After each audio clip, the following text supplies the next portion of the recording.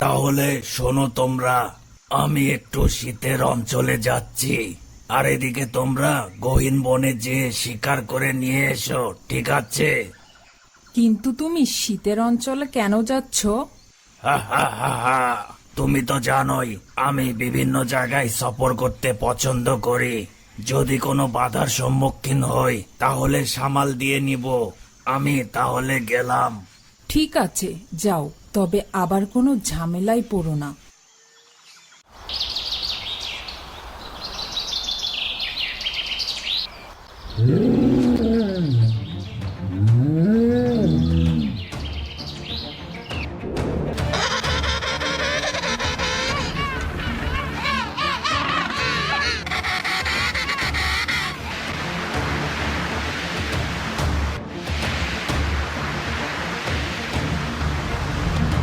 আহ, কত শীত রে বাবা।